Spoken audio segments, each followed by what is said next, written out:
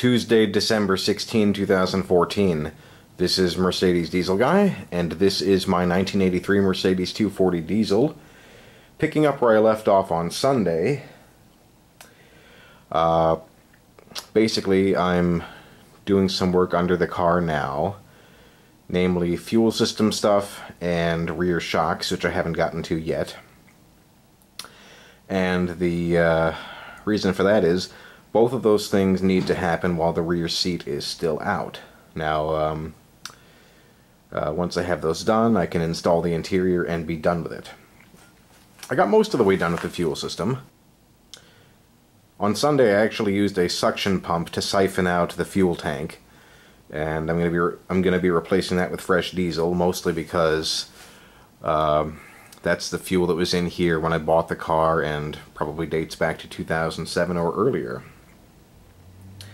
So, I got the new tank screen in, and I replaced a temporary piece that I had bridging a section of fuel line. And the last thing I was going to do was replace the fuel tank vent valve. Now, when I bought the car, the previous owner told me that the fuel tank had been caving in on itself, which is a sign that the tank couldn't breathe, and there is a vent valve there. So I was just going to replace that, but I was just about to put the new one on, and I decided to test the line, and I couldn't get any air through it. So what I'm going to try to do now is blow that line clear.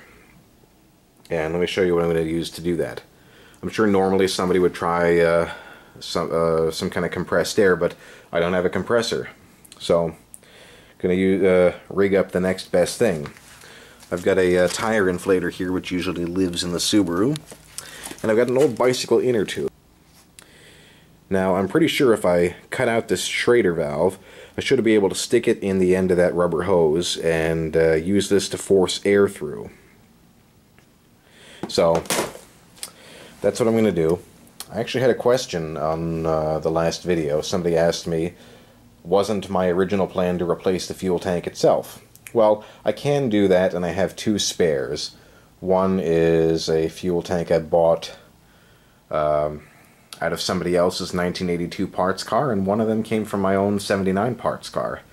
But the way I figure, if I can get that line clear and everything else checks out, there's no reason at all to replace the tank. So I'm going to go ahead and get under the car and do that, and I'll let you know how that goes. Well, I'm at my stopping point for the night.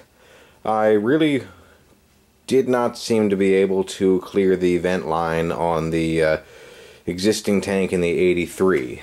Now, I'm not entirely sure what's clogging it, but it certainly seems to be a common problem, at least in my garage. Now, what you see here are actually two other Mercedes W123 diesel fuel tanks. This one right here is the one I removed from my 1979 parts car, and this one is a spare that I bought early on in my ownership of the car. I bought this from somebody probably about 50 miles away who was parting out an 82 240D.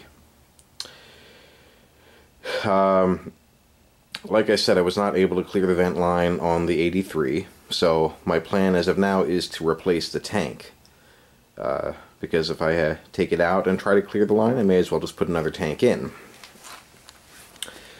This here is the tank I would rather use. Now, it's hard to tell here, once again, because of lighting, but you can see that indentation right there, that rectangular bit, that indentation in the 82 tank.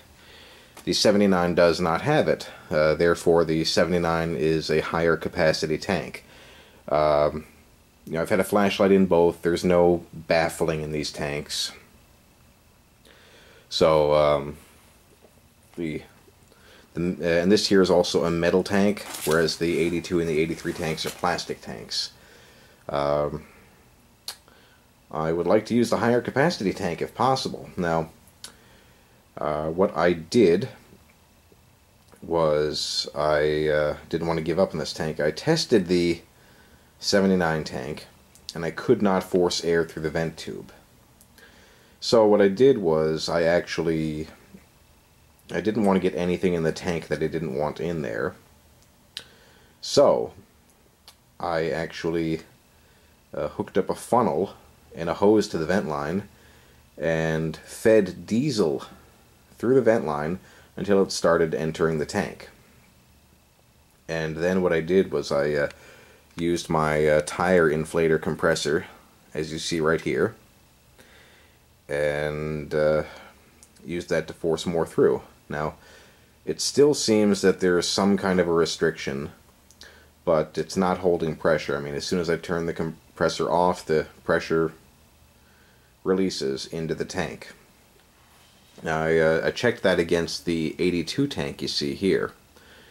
Same test, except I didn't force any diesel through the line. I just tested it with the compressor, and once again, a little bit of pressure does build up in that vent line, but once again, I turn off the compressor and it dissipates instantly. And there seems to be less pressure buildup in that line.